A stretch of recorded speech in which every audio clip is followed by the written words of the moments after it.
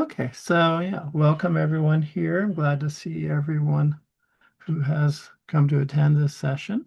It's really nice to see some of the faces here. And kind of the agenda here is we're going to just go over a few of the basic important concepts about databases. And then we'll go over a little bit more details in that regard. And then we'll probably go over a couple of the exercises, the later exercises in the module. So in like probably mostly 4.16, kind of the final project one. We'll go through that and maybe some also the 4.11, which and we'll be looking at some how to use Python with SQLite. But anyway, let's just begin with the slides. So let me see what I have to do here.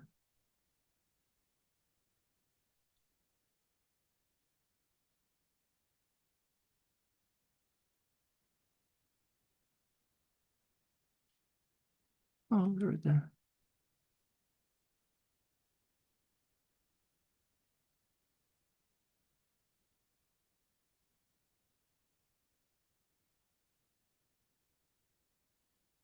Yeah, so I'll just start up this, so we'll make it a more of a slideshow. Oops.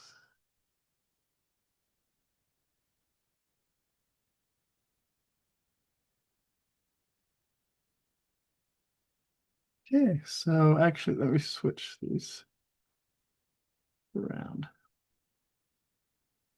Okay, we'll just go like this. So you saw, okay, let's go back to the beginning. How does it work?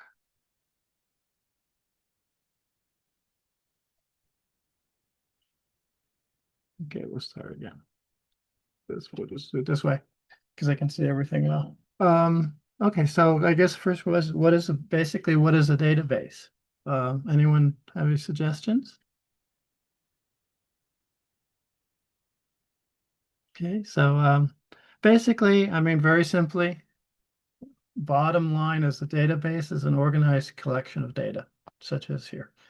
That can take many forms. So, for example, in a way, you can have what are called a flat file database, which is actually something like a JSON file or a CSV file. It's not very scalable. It's not necessarily very efficient to manipulate. Or we can have a database such as a SQL database, or which handles tabular data. So you have tabular data, kind of very similar to like an Excel spreadsheet or a Pandas data frame, but it's really designed for very optimal search and manipulation of the records in the data set. So we are looking for design for efficient storage, retrieval, and management, which is what we're looking for. Our data represents real world entities such as customers, accounts, or products. So we might have a company may have a database that in which customers purchase a service, and then we have the accounts, and we're able to manage those accounts, do proper billing, so forth. Or we may have an e-commerce program that has a database of the products that are being sold. And also then you have customers and orders they have made, etc. So in other words, it's kind of like that repository of information for an organization. And that is where we would call it a source of truth for the organization. So that is kind of the bottom line information that the business needs to rely on. For example, when I was much younger, I actually did some out of college, did some data entry work, and I had to. It was for a company that rented musical instruments. So I would have a stack of contracts and a terminal, and I had to enter all those contracts. And that would go into the company database. And from that, they could do the monthly billing to the parents for the rentals. And so the database, that is the source of truth. It's not that stack of papers. It's not some filing cabinet somewhere. It's not a website. Of course, nowadays, I wouldn't be doing that job. I would probably the salesman would directly enter the contracts on a tablet and would automatically go into the database. So anyway, the goal of a database then is to maintain reliable, consistent information over time. So in other words, the information persists. It's not just for a short time. It's always available. It's organized so that it can be used in a good manner. So then we go and look into what a database management system is. And that's basically a software system that manages such a database. So in other words, it gives us access to the data. It allows for storage, retrieval, security, concurrency, and backups of the data. And backing up is the data, of course, very important because we don't want to lose that information. It's very, very valuable. We enforce constraints and integrity rules, and that is about maintaining the consistency and integrity of the data so we don't have kind of lost customers. We don't have lost products. We don't have kind of orphaned records that kind of break that source of truth for the data. A database management system also abstracts the database functionality. So for example, when working with SQLite, we don't have to have any understanding of how internally that information is structured in the files. We have kind of an abstract way that we can say, get me some of this information. And the database management system implements all those steps. So we don't have to have an understanding how it works. In fact, actually, a database vendor could very well change the internal structure of the data itself and such, and we would never know. We would never need to know the difference. And so, of course, examples of database management are SQLite, which we will be using some. PostgreSQL is a very popular database management system these days that we probably will be seeing. MySQL is also, which is actually very often associated with web applications. Oracle, which is, of course, also a large database provider. So what then is a relational data set, database? Okay, so we've looked at similar single tables, but a relational database, we actually break those apart into entities that are then have relationships between them. And we'll look at that in a moment, kind of a little more detail. So you use primary keys and foreign keys to relate tables. So you may have one table of which say students and a student ID. And then you have maybe another table that is courses, and each one has a course number. And then you can make enrollments on a third table that makes a one-to-many relationship between students to enrollments and enrollments many-to-one courses. So that way you can track several, and 20 students enrolled in one of 100 courses, let's say. The importance here is that it emphasizes referential integrity and structured relationships. So we don't want to lose any kind of connections between the pieces of information. So for example, and we'll go into this, I'm going to show an example of this. If a student drops out, we don't want to have their enrollments remaining because that becomes kind of orphaned information and that breaks referential integrity. So we'll look at an example of that. And then another question is, what is SQL?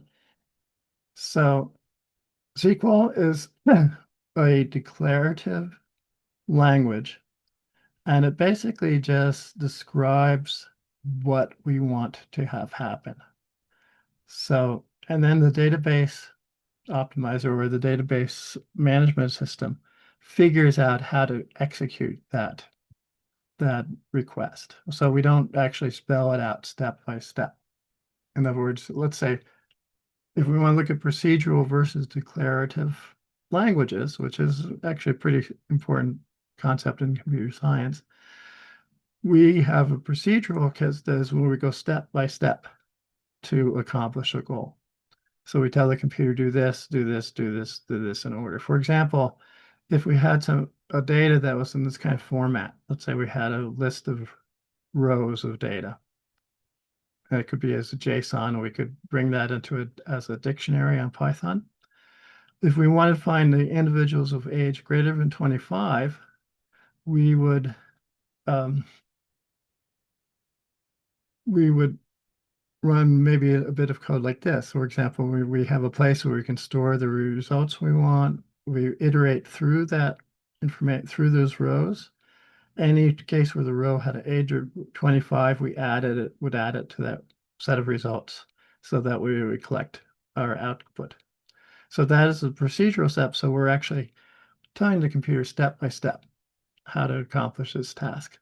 We then, by comparison, we can declaratively describe that as we do in SQL, simply by telling it what we want to have happen. So we say select first name, last name from data, or age 25. So we don't have to implement all those steps to go through, say, a file. But the database management system does it for us. So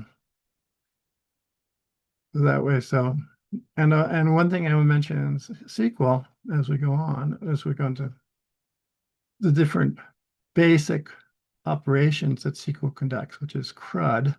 Sounds nice, huh? CRUDdy, but it's create, read, update, delete. So those are basic operations we do on data with SQL. And you'll notice that SQL is verbal based. It begins always with a verb, such as insert, select, modify, remove, and then it has specifications for that verb, kind of like adjectives. So we can create a table by creating a table, or we can insert a row into a table using insert. We can read data from a table, which is using select. We can update the information in a table or modify the existing data in a record. For example, a student has their age, or someone has their age changes. We want to update that information, or we can remove a record, or we can actually remove a whole table. We can drop a whole table. And then the last thing I just want to touch on here is a very important concept in databases, which is ACID, ACID. It's another acronym. We love acronyms in computer science. You'll see more acronyms than you imagine. But anyway, ACID consists of atomicity, which means is a transaction or a step or a set of steps has to be all or none. A great example is, let's say we were going to be transferring money from one account to another.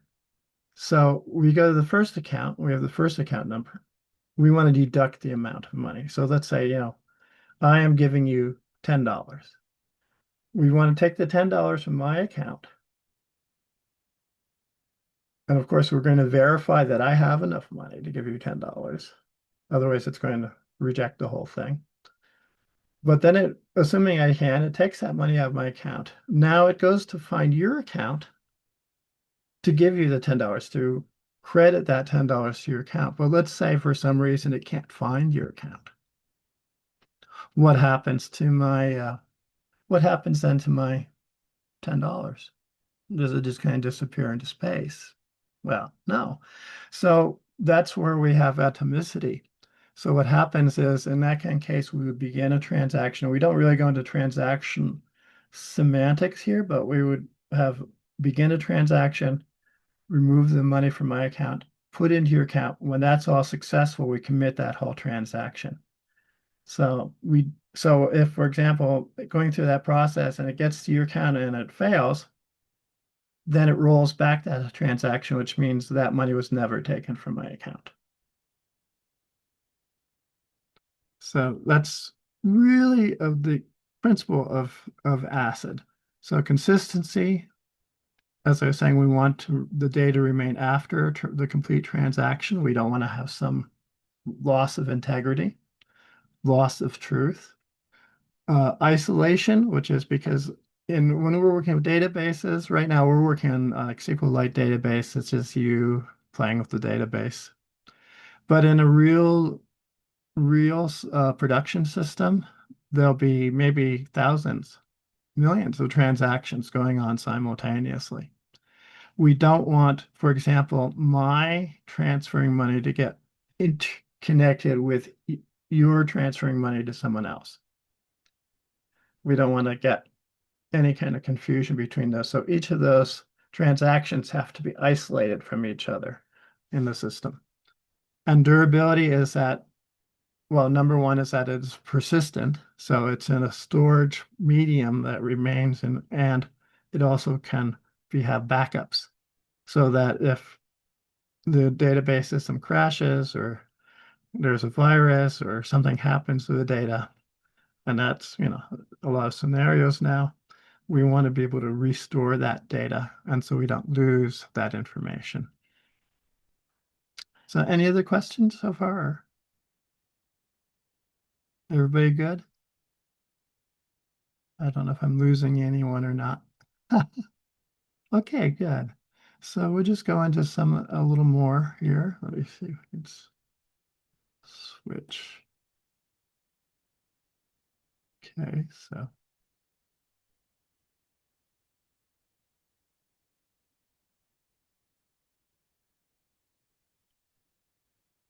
And so I'm just going to take a look at this.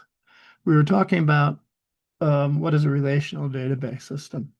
So now we're going to look a little bit, just touch on a little bit of what's called normalization. So if you see the table here, this is not a normalized table. This is something one might construct in, like, let's say Excel. So, let's say we have this little small school. It could be a larger school.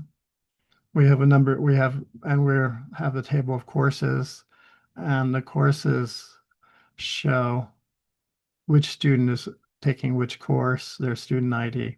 So we have all the information, student information, courses information, enrollments, all in one big table.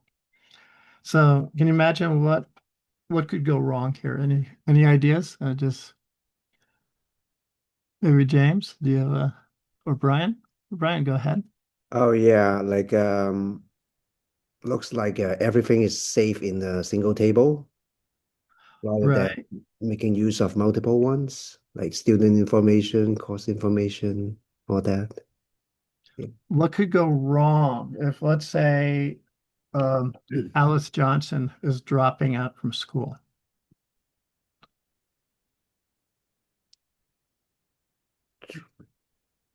Then you need to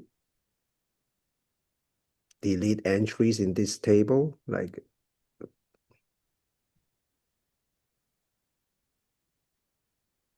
It gets pretty messy. You'd have to do, who knows, any number of changes to the table. Now, let's say hmm, Alice, the only course Alice was taking was basic programming concepts and Python fundamentals. So then we decided to cancel that class. What happens to Alice in the database?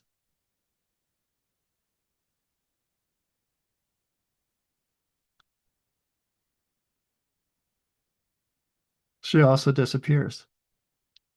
We would no longer have any record of her. So these are kind of ways where this kind of a not normalized table where it can easily break the data, the integrity of the data. It's very messy and it's very easy to cause problems. So that's why we move into a relational database scheme, such as in this case.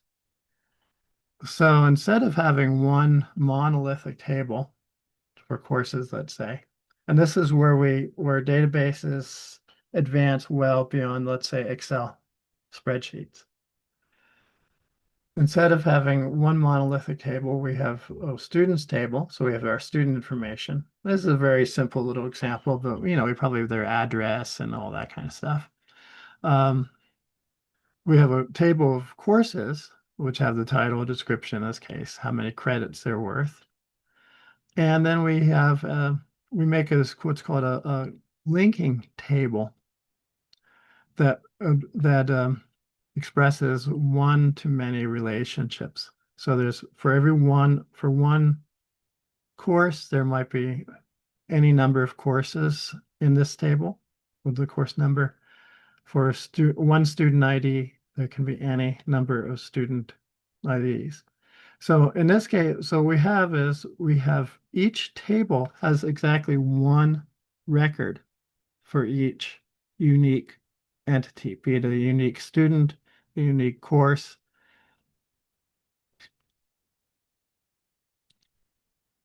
However that may be, or another situation. So we have one course record. We have one student record. There's no duplications.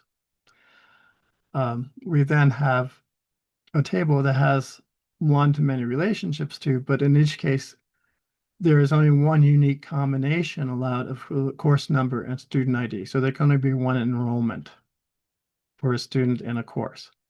So we can't duplicate that information by mistake. So it becomes, maintains a consistency in the data.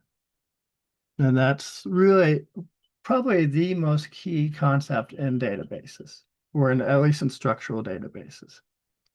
There's non-structured databases of other kinds, but that's kind of outside of the course here. There's other kinds of what are called NoSQL databases, which can be very unstructured. And that might be large documents or videos, or we might want to be search through videos for information. But that's kind of outside of the course, the scope of.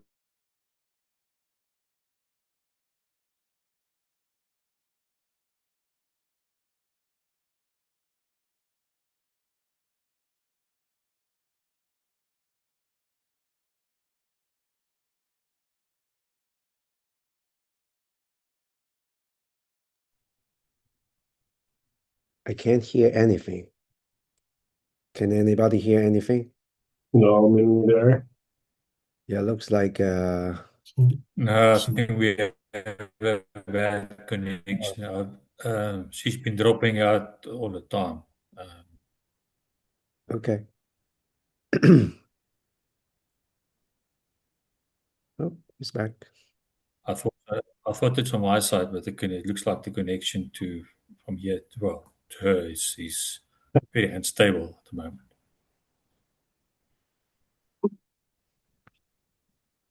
Yeah, James, you're also falling sometimes away, but maybe it's both. So, can you hear us? No, I hear, or yeah, sometimes your screen of your So, video Yeah. falls away. Karen is still on mute. Oh, sorry. Yeah, sorry about that drop. I don't know what happened. All of a sudden, you guys all disappeared. I'm like, oh, where'd everyone go? So anyway, let's get back to sharing. so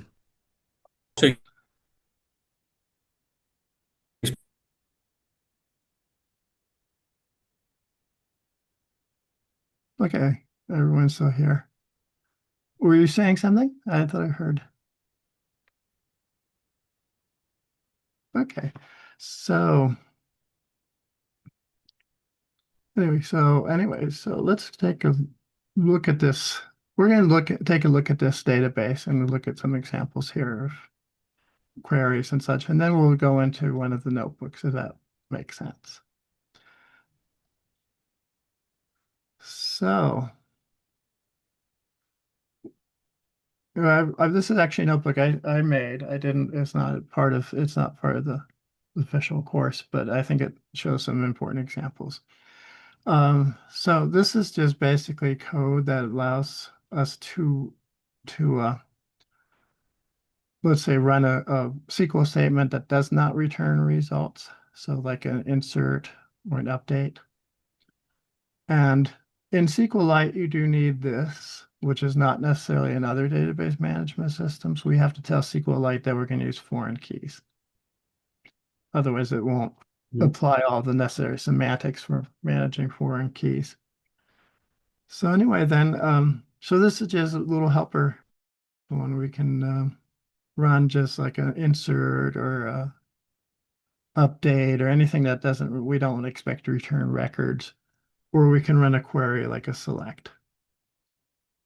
And this is actually a very nice short way to do this. And we'll get what we'll get. And with Pandas has this very nice functionality like this, which is a read SQL query.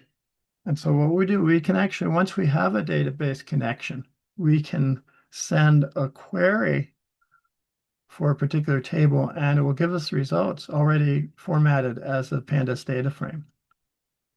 So that's really, really nice little feature.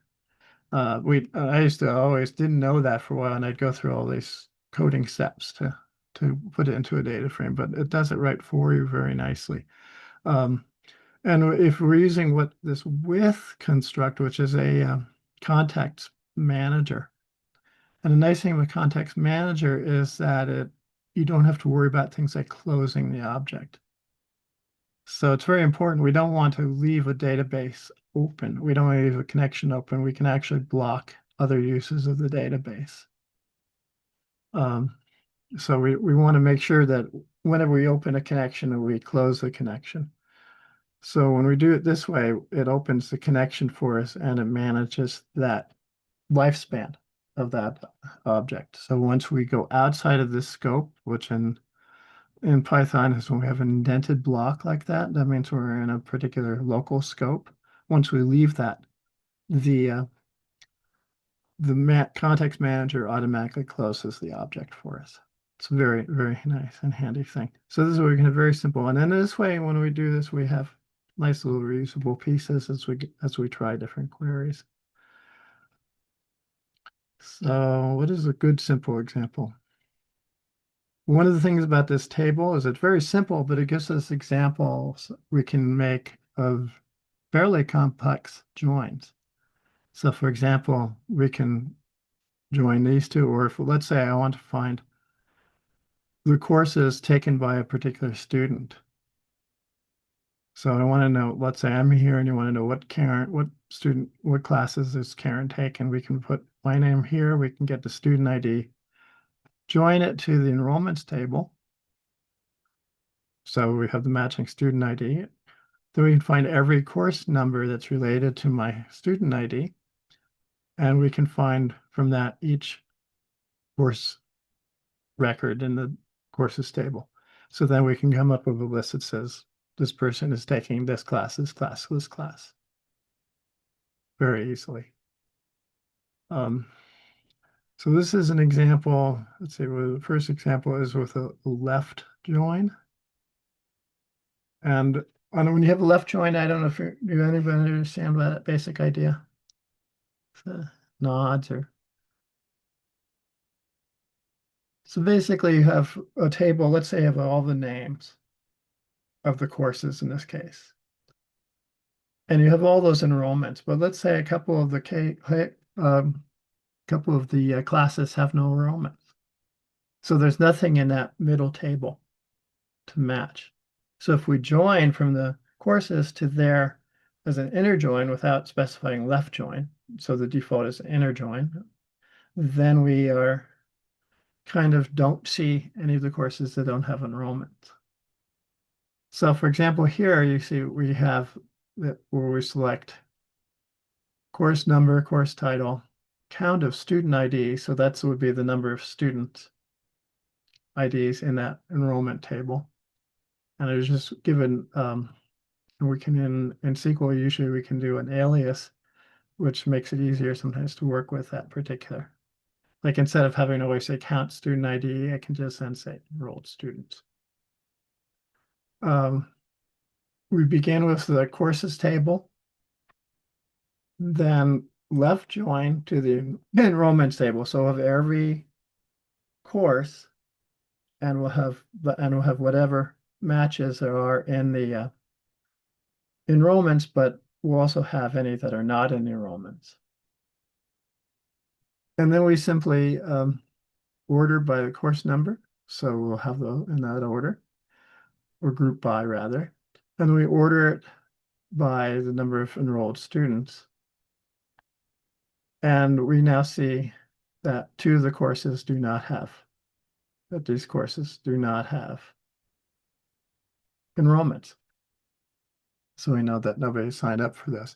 Now, if we did not use a left join, this is so we take left out and run it again.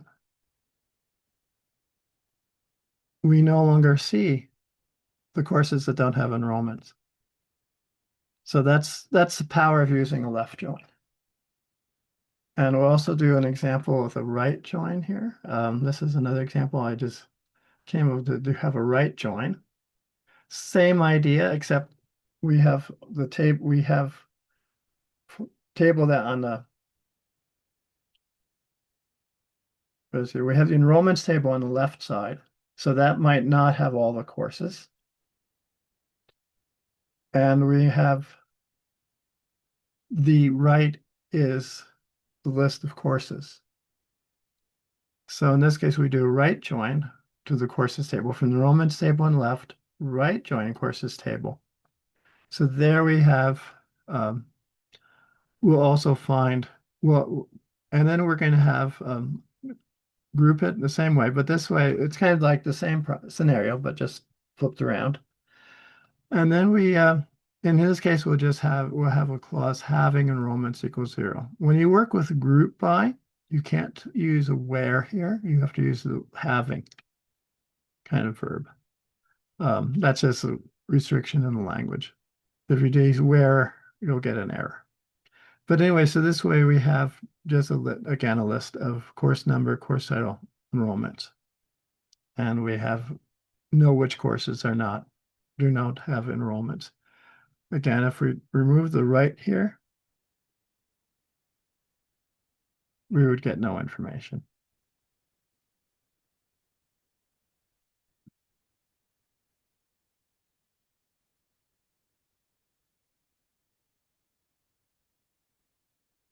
So this is, and now we have, this is just plain inner join. So anyone, James maybe, or anyone want to kind of describe what this query may be doing?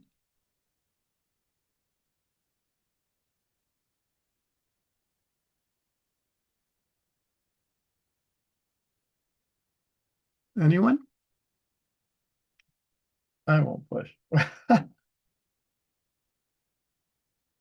But I think it finds the students who have registered for 5 courses.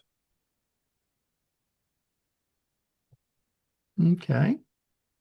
Well, it's limited to 5, so it's going to be the top 5 of whatever the grouping is. So we have top 5 students by number of courses. So what we want to do is the top of all the students, the top 5, how much are enrolled. So in other words, how many courses each of those are enrolled. So then we're going to start with select the student ID, student name, student first name, student last name, count of course number. E is the alias here for the enrollment.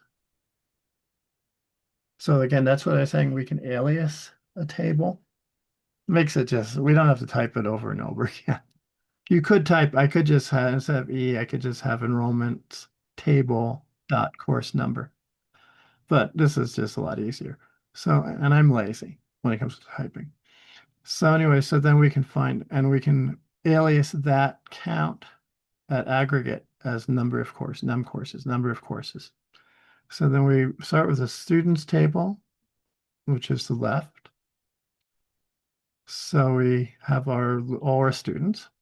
We join it to our enrollments table where where the student ID is the same in both tables.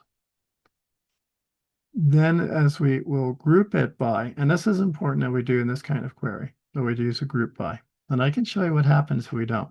But anyway, if we group by the student ID, We really don't need to have all three here. Actually, if we had just student ID, it would work just as well. But we have to have at least one of those. So that we'll group it by the student ID, say, or the whole combination. Then we're going to sort it by the number of courses descending. So we want to have the beginning to be the highest number. So it's going to be a descending source. And then by student ID within that. And that way we'll kind of keep the students together as well. So actually it's not, well, you see they're ordered also by student ID. And then limit of 5, because we only want the top 5. Now usually, now notice, I think was it James who mentioned in T-SQL? Yeah. Transact. Yeah. Yeah. So they have a short form of that where they have that top 5. And that kind of, I guess, sorts, so all the if it's star, it would be all those would be kind of at the top of the sort. And that's probably just really a shortcut. I'm pretty sure in T-SQL you still could do order by and limit, because those are pretty standard SQL statements, and I don't think that Microsoft would want to break existing code for potential customers for their server. Yeah, I haven't tried that one yet. I'll try Yeah, it. I learned it so long ago. I learned SQL Transact SQL in 1990s when I was actually a contractor at Microsoft for a while. So of course, it was always Microsoft platform for everything when I was working there. And I don't even remember that being in it. I could have just forgotten about it. But I'm pretty sure I work with the regular code. But anyway, so then we can get this now. So let's see if I take out group by and run it again, what happens? We get just one student, and we get the total number of courses, which is not what we want. So that's why in this kind of query, you have to use a group by. Oops. So that you get proper effect.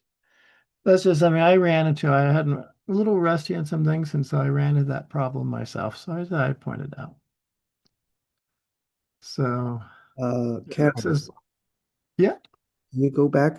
So like if you go back to the early example, so DESC just stands for descending, right? Like Descending, yes. Yeah. ASC for ascending, DESC for descending. SQL is a very kind of, it seems it's very different from something like Python, let's say, or maybe other programming languages that are more recently in use that you maybe have experience with. They use these kind of, and there's just a convention, you don't have to capitalize these, but that's just kind of convention to usually highlight the operations, the keywords in the language. That's just some convention that has come about as how people writing SQL. You don't have to. But anyway, you have these kind of sentences. It's almost like a sentence. Select from, join. It was designed to try and resemble natural English language. And if any of you are familiar at all with the language COBOL, which is a kind of old programming language, but it's still very much in use, a lot in financial and banking and such. Probably if you deal with the IRS, probably uses a lot of COBOL code still in their systems. It's been around from the 60s. It was called Common Business Oriented Language. And they wanted to make it sound as much as possible as they could to just natural language. So you just make statements, subtract amount from balance. You would just make statements like that instead of saying like, you might do in Python. And it's just kind of hung on. SQL developed also about the same time. maybe 60s, 70s actually. Largely actually by IBM. And it was very much following that kind of model of making a language. So it's it will see very different from like language like Python, language that we often use now, or language like C or Java. It kind of seems like a little dinosaur-like sometimes. But there it is. That's how it is. And was that good? Does that answer? Yep. Okay, I thought. So let's see. Okay, so now we're going to do one example of where you're joining across 3 tables. So you have 2 joins. So let's say, okay, so we want to find all the courses taken by the student's name, Sophia. I happen to notice this database has like 50 students. There are 2 Sophias. I noticed that. Actually, the way I made this database, what I did was I had that diagram, that entities relational diagram. I gave that to the Copilot, GitHub Copilot, so an AI, generative AI, and I said, make me a sample database with like 50 students and a dozen courses. So it made the whole database for me from that diagram. It's pretty cool. So then I had to figure out what it had done. But anyway, so we want to find all the students named by Sophia. So again, we start with a select command. The column fields we want. And again, notice at each we have the dot notation. So we have an alias for a table dot that. So that will get student name, student first name, student last name from the students table, which is alias will be aliases just S. And then the course title from the course table, which will have aliases, of course. So we're going to be selecting information from both those tables, if that's not clear. So then we start with the students table. That's our left side, our first table. Then we're going to join it to the enrollments table, which is going to be in the middle. Mm-hmm. And then we're going to make yet another link to join to the courses table. So we're going to go from student, enrollment to course. Or oftentimes when I think about it, writing a query, I like to look at this kind of an entity relational diagram because I can kind of map it out. So in other words, we're going to start at student, then we're going to go link our way to enrollments table, and from there we're going to link our way back to courses table. So it's like join and join. Just helps me to get kind of a map to get through. So we have the first join, the second join, then we're going to then we're going to use then at the very end is after here's where you have the where clause that comes after the joins. So we're going to say the student s dot student first name. So in other words, the first name from the students table is Sophia. And we have to order it by student last name. That way we'll have the 2 Sophias grouped together. And so then we can find out what each Sophia is taking courses for. If we want to get more specific, of course, we could say and say S dot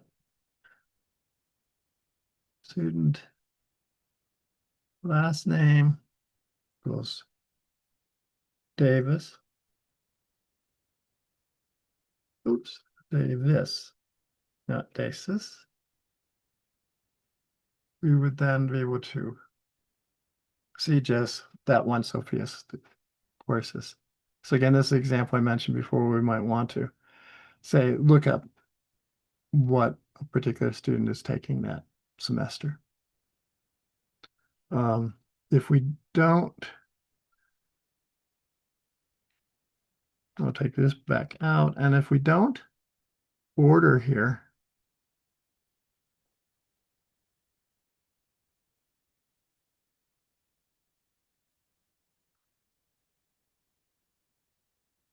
then all the last, they get kind of, they're just not as nicely organized. You could also probably also use a group by student last name as well too. So we could probably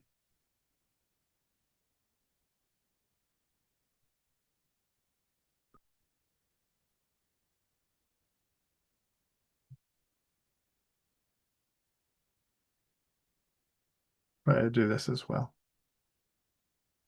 No, we see, yeah, we have that problem.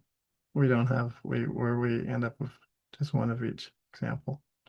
So you would really need to do what we originally did.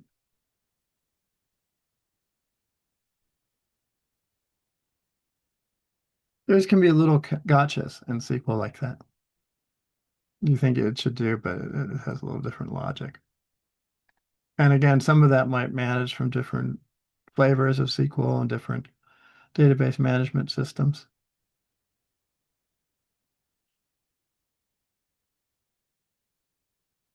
So, okay, so then we get to, we've done a lot of the read of CRUD.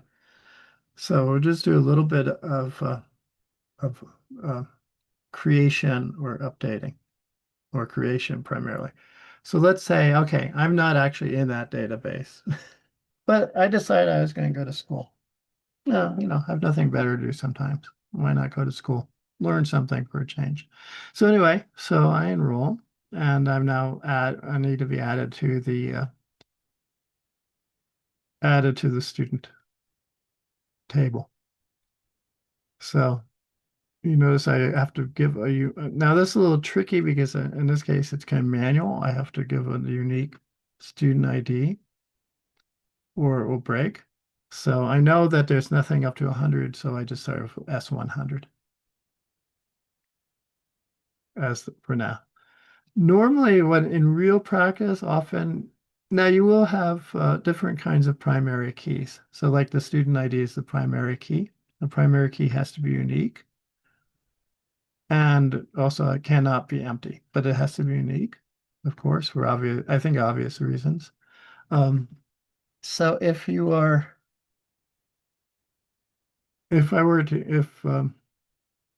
the usual practice actually, I believe, is not to have just kind of made up numbers unless you have some other ways you can manage that they're unique. One way you can do is with a UUID, universal ID, and that's where the computer constructs a big long number that cannot duplicate anywhere in the universe, basically.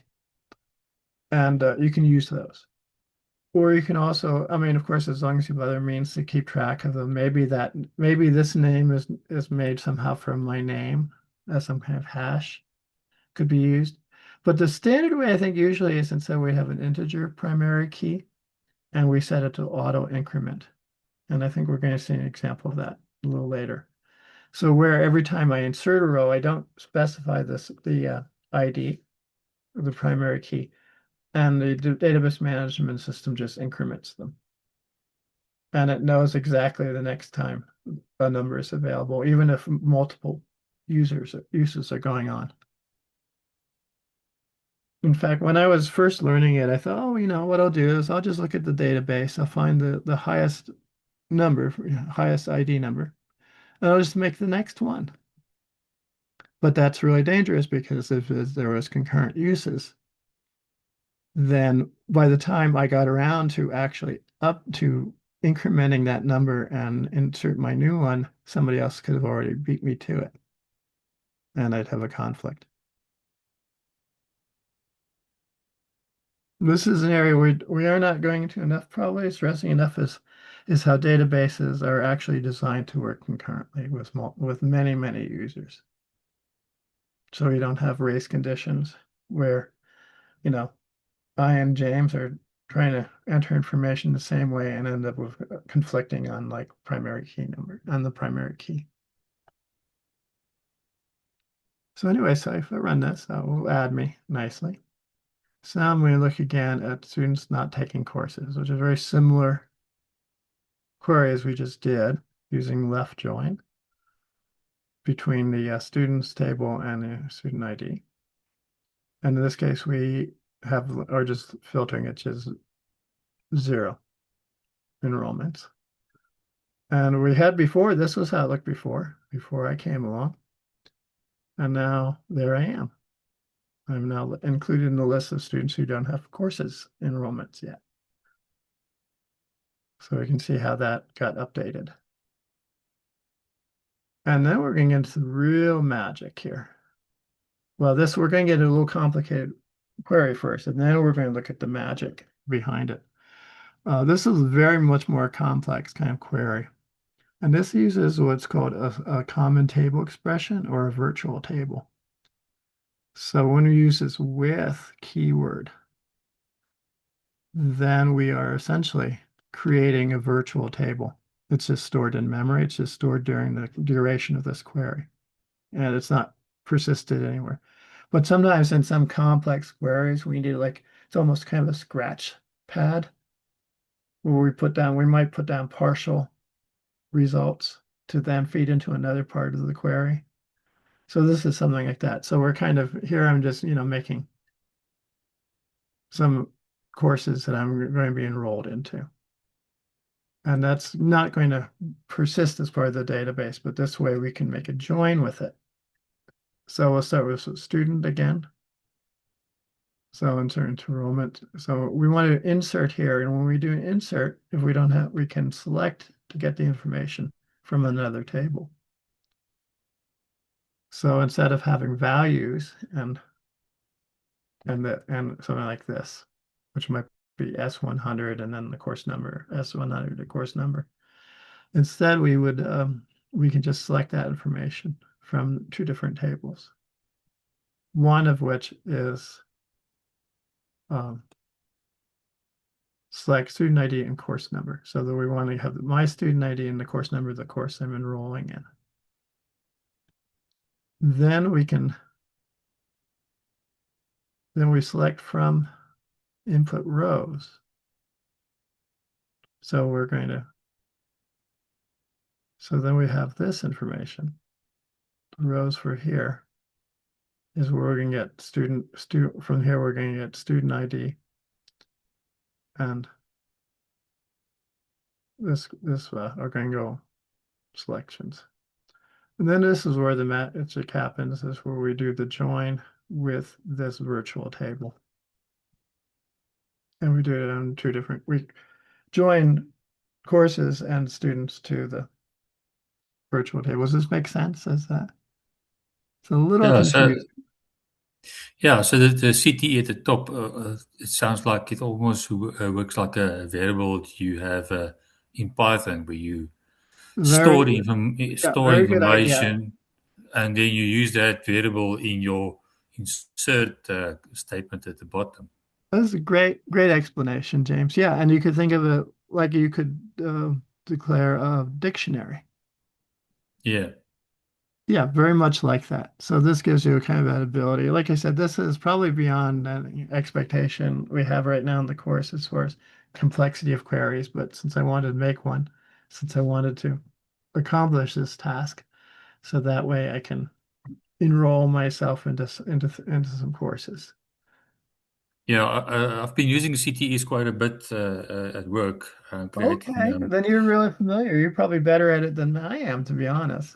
Yeah, instead of using the union function as well in SQL, you can use the CTEs to basically join different statements. Yeah, and union and combine them. Union would be union join, all. basically. Yeah. And a T-SQL, a union would be essentially join. Maybe it kind of groups together a number of steps. Correct. Which is often when people extend SQL that way, that's what they're doing. Instead of doing very basic little levels, they kind of make a macro. Yeah, I don't know if you know, in programming language, you have a kind of macros. We don't really do that much in Python, but in like languages like C, you can define a macro, which is a set of steps. and then you just call that macro. It's kind of like a function. So it kind of works like that. That's kind of what those extensions usually are. So I ran that. So now I should be able to see that I have now an enrollment table. I now enrolled in 3 courses. And that kind of takes us to what I wanted to really get to, was a very important aspect of databases and SQL and structured databases, is that there are constraints set on fields. So that's how we kind of maintain that integrity between, the information. We can't allow, we prevent certain things from happening. So like, let's say in that like simple example of like we're transferring money between accounts. Now we might have an account and a balance. Let's say we have a table like that, account balance. But we would put a constraint on balance that balance can never go below 0. So that way, if we try to take too much money out of an account, that will fail. So anytime we have a constraint set on a field, if we try to violate that field, that whatever statement, query, insert, select, insert, update, whatever we do, it will fail. So if I try to insert a null record where it says not null, it will fail. So, and one nice handy thing is if we're ever curious, if we run this command right here, which is using the exclamation mark, which means what we're actually calling like a shell command instead of something in Python. We're like going into the terminal and running this command. So we can actually have it print out the schema for the database we're in. So it'll actually give us this SQL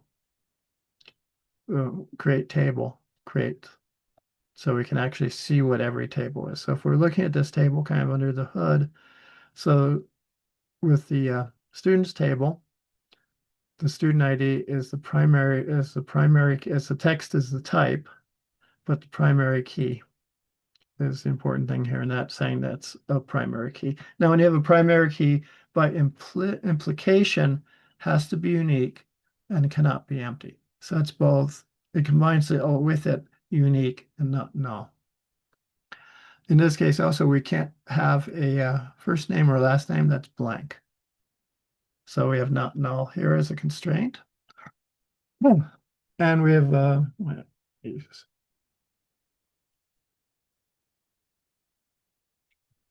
docking away. So anyway, so similar with the courses table. So we have a course number. In this case, we have it as not null, but we're going to make it a primary key a little different way. Course title is text and also cannot be null. Course description, we can leave empty. I don't know why exactly. I didn't actually originally make the schema. I had the AI make it. I don't know why I thought that was a good idea. I would probably have this also not null because we don't want this. I guess you could have an empty description maybe for a while, or then they can write it later. And the number of course credits, and you see this check, course credits greater than 0. So in other words, we can't have a no credit course. And we can't have a negative number. It has to be a positive integer. Integer is it's a type here. And what gets also interesting is now we get to this the linkage table, the enrollments table. So again, we mandatory have to have a course number. Oh, and I was going to say here, this is an alternative way we can declare primary key in a table. So we can have it on that line here and just say primary key, or we can after we can also add constraints on any columns this way. So we can say the primary key, course number will be primary key. Here we have a course number and text student IDs are like going to be foreign keys. So in other words, they're going to relate to primary keys in the other tables. And for the foreign keys, we declare them here. We just declare them in as part of creating the table. And we'll say, okay, so time is, oh my God, we're running out of time. So just make quick this, and the important thing I want to point to is this, and that's we can on-delete cascade, on-delete cascade. So what that means is if the primary key is deleted, then all these will be related ones will be deleted. And that's kind of the magic. So let's say, okay, I really don't like school anymore. So I decide I just drop out. So I'm just going to be removed from the student table. What's going to happen to those enrollments? Any guess? Yours, I guess. Well, what we don't want to have happen is we don't want that enrollment information to stay orphaned, right? We don't want that kind of broken information. So that's why we have this this on-delete this cascade. So automatically, when I delete myself from the student thing, my student enrollments are gone automatically. So anyway, let's go ahead. I was going to do a little more. I'm going to post this notebook in the discussion later, as well as also the slides. So let's just go ahead. I want to let's just get into that last notebook. Are you guys okay on time, or anyone need to rush off, or looks like we have another 25 minutes? You were good. I'm Oh, good. good. Okay, good. Yeah, I want to get into Good. some of that. So, and leave a little time for questions. I kind of wanted to, but I wanted to try and convey, I think, some important big ideas or concepts Mhm. in this. I hope I've done that. So anyway, let's see, go into which one is this one. This is the last one. Now just go into the solution.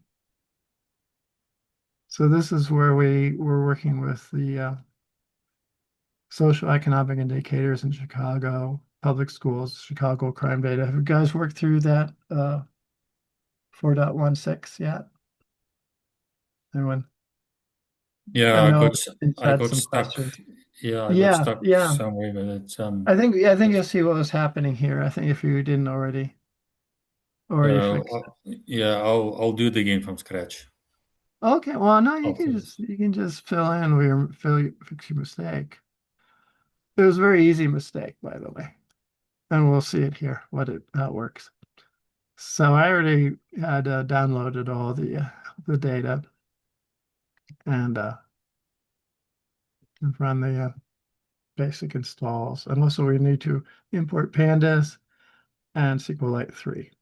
SQLite 3 is the module that's incorporated into Python to work with SQLite databases. So it's built into the language. It's a built-in library.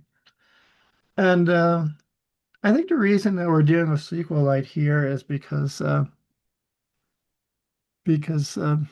it's very simple to use. Most database management systems have a server, and so we'd be having to spending time installing a server and managing it, setting up user IDs and passwords and all that kind of stuff, and a lot of overhead. And we really want to we just want to get at playing with SQL. We don't want to really be dealing with all that infrastructure. Or you'd be setting up using a cloud service. Postgres, for example, has their cloud, what they call Elephant, because elephants remember everything, I guess. We don't need to deal with any of that kind of overhead to just play with SQL. So SQLite is really nice that way. SQLite is nice because it's free, totally free. It's in the open domain, public domain. So there's not even any licensing involved. You can do anything you want with it, use it commercially, do whatever you want with it. It's very small, light, doesn't take up tons of space, to operate. Like you don't have to run a server that has a whole background bunch of services on your machine. It just works with just a SQL, just a data a file format that it uses. And it's really commonly used in a lot of embedded systems. You probably have SQLite databases on your phone as storing data for an application. I'm using it right now, actually building memory, long-term, short-term memory for AI agents using SQLite. So it's very handy.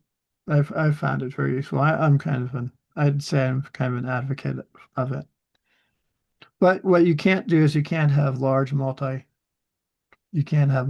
users. You can't have lots of concurrency. You can't have it doesn't even support itself passwords or usernames or any of that. So it's really best on a local machine, like you were saying, James. That's often what it's designed for. Mm. I also worked with it, for example, and I worked on a project for a holistic medical device, and it stored all the client information. That, of course, is very private, and that way it was just strictly on the practitioner's machine. Okay, so once we imported things. Now this is where the first thing was for the SQL Magic module. It's not something I use a lot, so I was a little rusty myself, but it actually under the hood calls something called SQL Alchemy, which we're not really going into here. It's fairly complex on the surface, but here's behind the hood. You don't need to worry about it. But what it does is it actually takes relational tables in a database and converts them into Python objects. So then you can do all the manipulation of the data. Instead of writing SQL, you can write Python code. So a lot of people like that. I am not particularly a fan of, it's what's generally called an object relational model. Object relation model, and I'm not a huge fan of them, only because I know SQL well. So a lot of times I found in SQL Alchemy I had to do a complex join or something really kind of difficult in that syntax. And I'm like, damn, I'd have that done in SQL in like 2 minutes. But that's me. That's just from my experience. A lot of people don't like to do everything in Python. So that's what that's there for. But we don't have to see it. We don't see it here. It's kind of hidden. So here that runs and Pandas does that for us. So anyway, so once we need to extend that module, we need to load that module into our notebook. Then this is probably the most complicated bit here. So this is where we load the CSV files into data frames. And between here and here, we would actually, in real life, we would probably need to do a lot of cleaning of that data and so forth.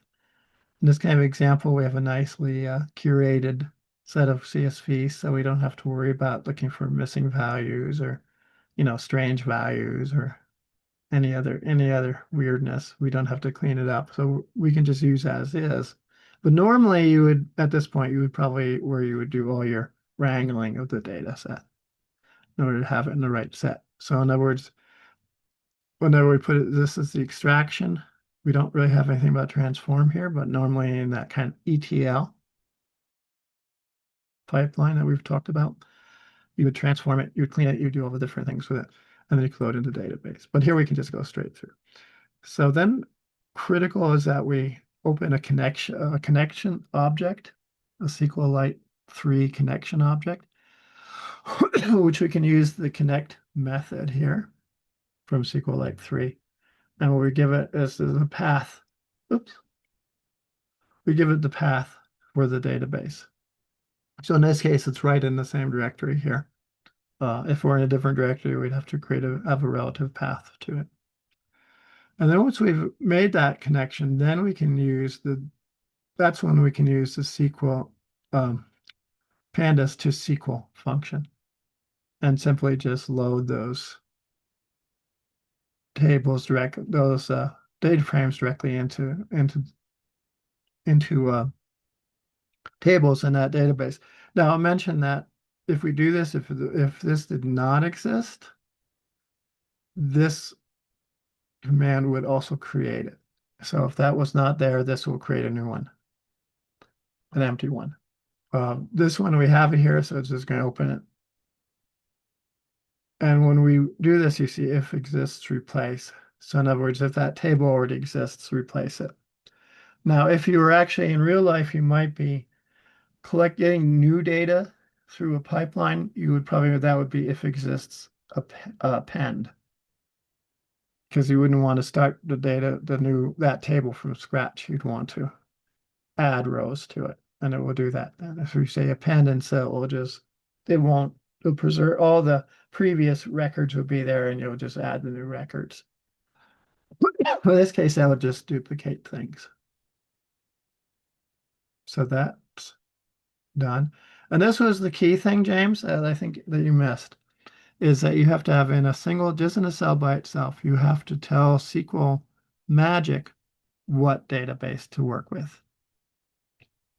And that's this kind of little funky format. That's a connection string.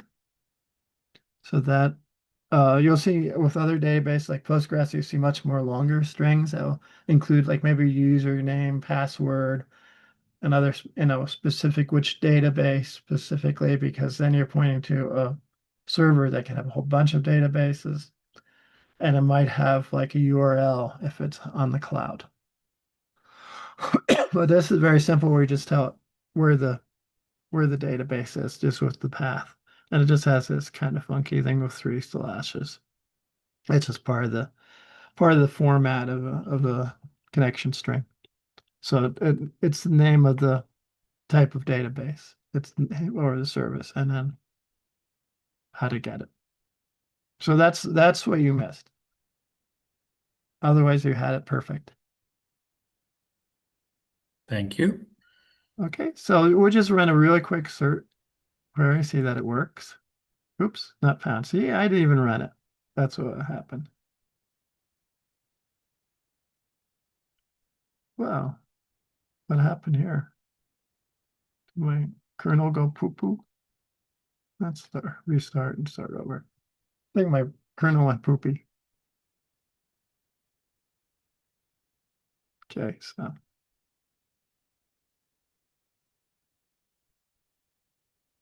I've commented these out because they're already installed on my machine. So there's no reason to go through that.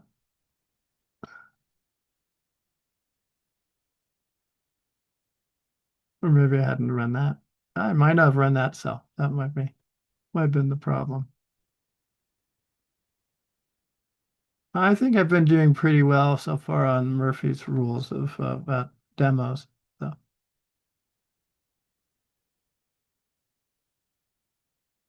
Okay, so now we should be good here. Okay, so we see that it's working. We can get a very simple query. So let's start here. So like when we find the total number of crimes recorded in the table, I might just be nasty. I'm just gonna. Okay, so does somebody want to suggest how to begin this query? Oh, we start with select. I just, Karen, I just have one question. If Okay. we don't use data magic, if we don't going to be using the magic or cell magic for connecting, to the database, what else Okay, can we that's a good use? question. Yeah, that's a good question. Yeah, Let me to connect just query that. to connect to the SQLite database.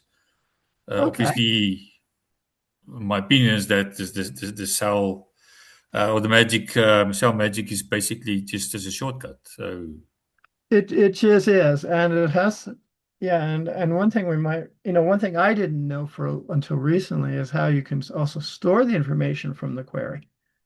This looks like it just kind of nicely displays it, but it actually can store it. Let me just have it actually here. Okay, so these are just some examples this is a good example without using SQL Magic. And we kind of did that a little bit in the previous notebook. But basically you need two things to do. You need to make the connection, which in this case I'm doing is this context manager again. Or you can just do like con equals SQLite 3 dot connect and then the path for the file. But in this case, we're just passing it here. And the second thing you have to do for a query is you have to create a cursor object. So once you have a connection object, you can create a cursor object. And that cursor object is where it's going to actually be allowed to get data. So think of it as like a cursor on a screen can move through the information. And you can move the cursor through the file.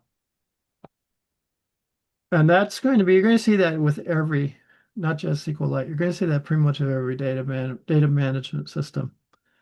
Those steps, you're going to have to make a connection to that table or that database. Then you're going to have to make a cursor. That's pretty much the standard workflow with pretty much every database, every structured database management system.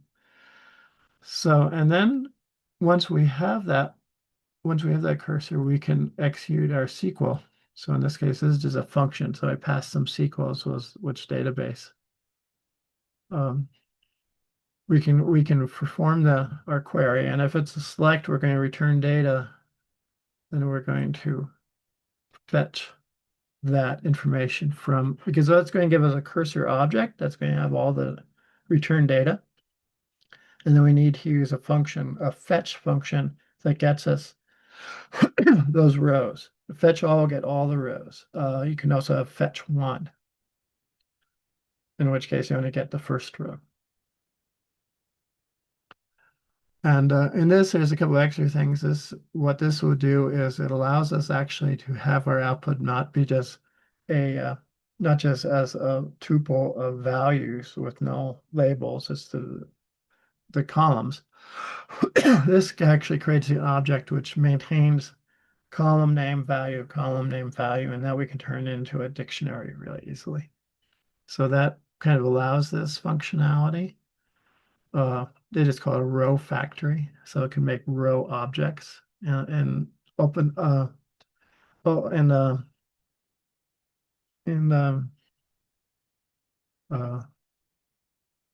object-oriented programming. We might make a factory for a particular kind of object. So it's just a code that will just produce those and return one of those objects. So, and then we can use a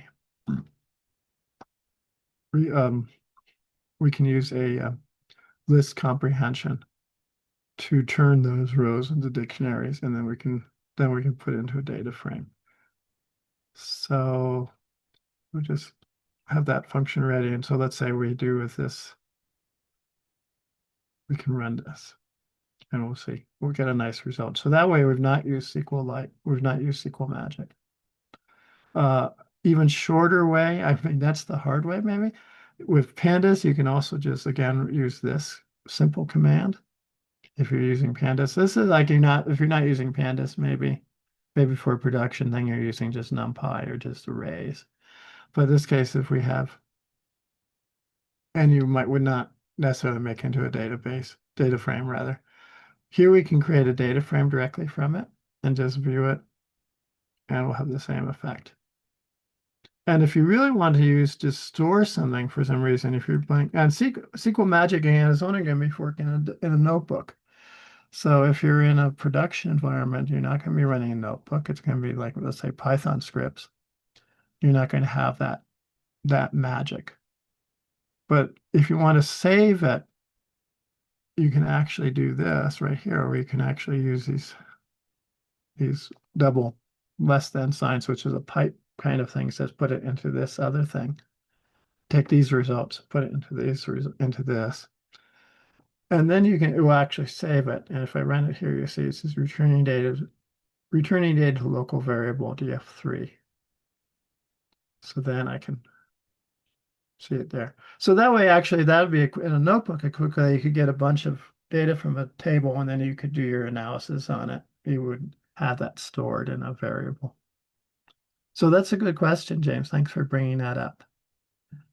That's maybe more important than some of the other examples here. So for example, if we want to find what else, list all case numbers. So simply, that's a pretty simple kind of query. You notice we have this, and we have this though with the percent signs on either side. Those are like wildcards. So I'm looking for any string that is like, and it has the word minor in it. And it could be at the beginning, it could be at the end, it could be in the middle. So that if I don't know how many kinds of minor things there might be there. So actually when I ran it, I see I have sell, give, delete liquor to minor, illegal consumption by minor are the two kind of things that came up with in the database. Again, this is very, very simple, straightforward.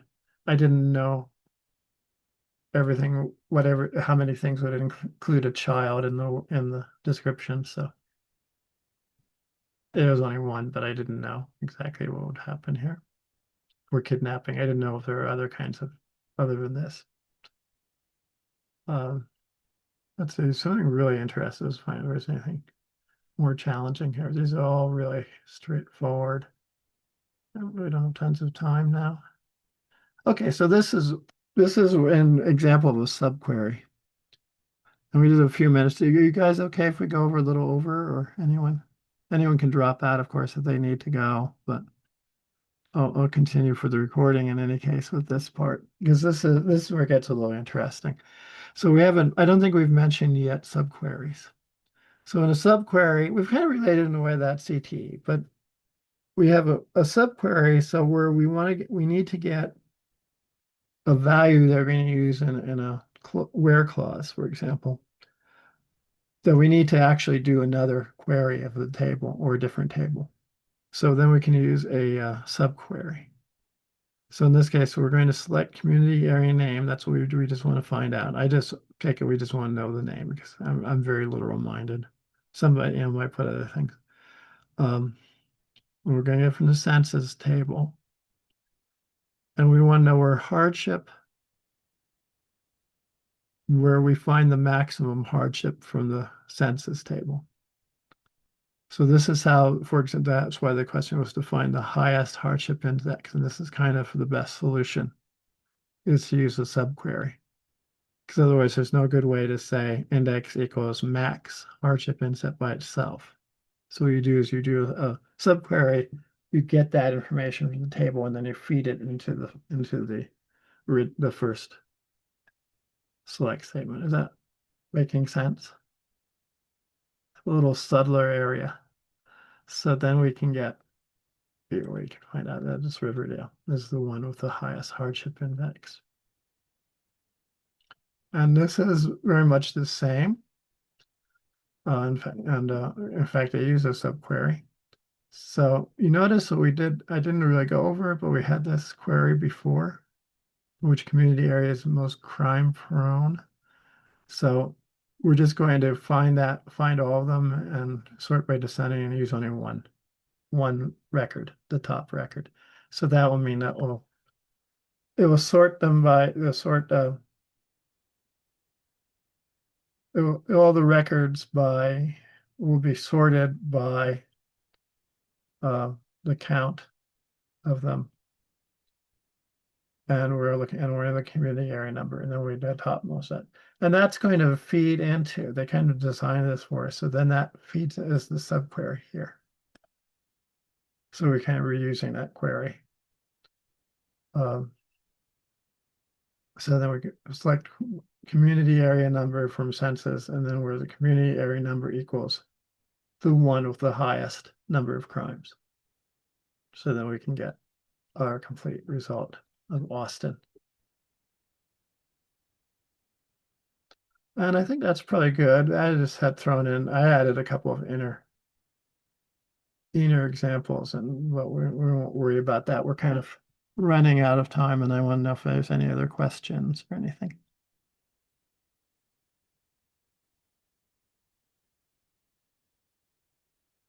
Nothing?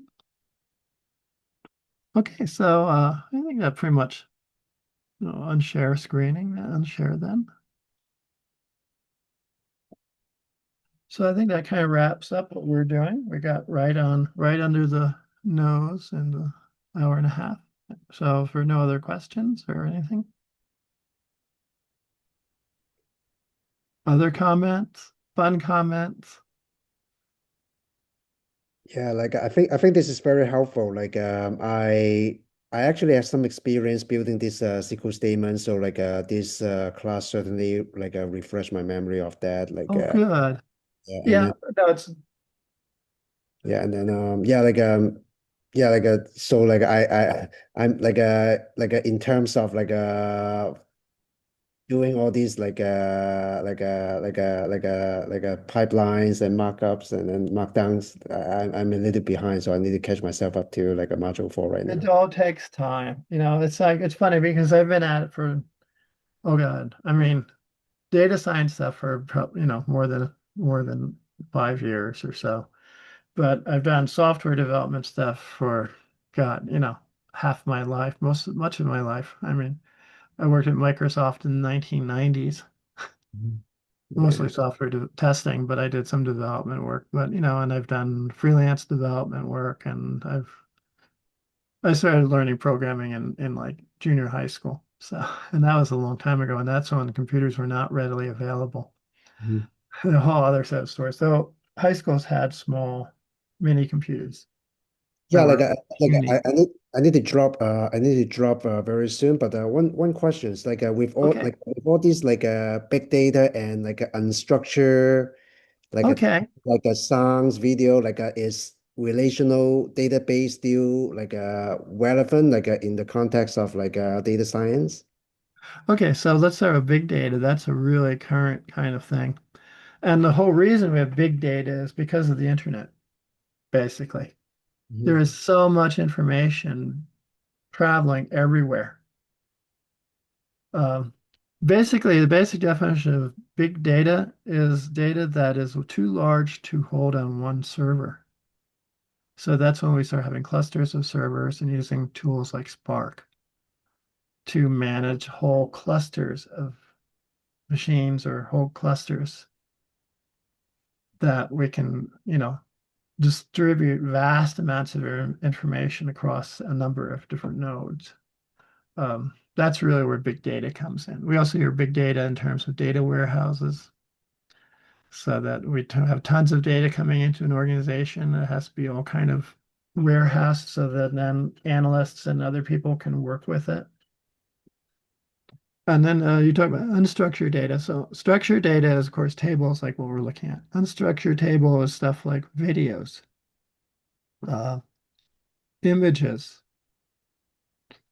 anything that isn't like conducive to being in tables. Mhm. So, we might have videos. Now, let's say we have YouTube videos. Okay. Now we want to search YouTube videos for some piece of information. Well, we can't put it into a table and use SQL. So we have to use something else. And there's a lot of different database solutions developing now. There are NoSQL databases, NoSQL, that are basically targeting unstructured data. So for example, a big player in that is MongoDB, which is for document storage. And the documents look more like Python dictionaries, nested dictionaries. And there's no fixed schema to record. So each record can really have different pieces of information in it. Uh, or another example is with graph databases that use graphs. I'm familiar with that idea in computer science. Nodes and edges, so you have piece of information, relations, nodes of piece of information are nodes, and then edges are relationships between those pieces of information. So it could be like you and then your employer, a company node, and then a relationship of employer would be the edge between them. And we can create these whole complex graphs or networks like social networks. Like Facebook has huge social graphs that Yes. you and your friends and your friends of friends and your friends of friends, Mhm. that doesn't work well in a table, but it works very well in a graph kind of format. And the graph database, a big Neo.j is a big player in that area. There's a lot now of vector databases where you take whole documents and break them up in pieces and vectorize them so that they can be found for a retrieval system that can then feed that information to a large language model. So if I ask a question, it can have very authoritative information because a lot of times, large language models will hallucinate. They'll just, if they don't have the information in their training data, then they just kind of make stuff up because they try to make plausible language. But if you can give it that with retrieval augmentation generation, RAG is an approach to doing that, where you have a vector database and it can do a semantic search and find all the relevant pieces. And what was the third part? I think was is relational database still relevant in for data science give all this unstructured data and all that. All are very relevant. Okay. And you're not going to know it all tomorrow or next week or next month. It takes time. Just kind of, just dig into things that seem interesting. Okay. All right. I'll tell people the way I learned SQL. I didn't know SQL at one point, of course. It was late 1990s. I actually was interviewing for a contract role at Microsoft. And they really needed somebody. It was in Microsoft Network. It was actually an internal kind of group doing an internal tool. But they really wanted someone with a lot of experience with testing and a lot of people with experience with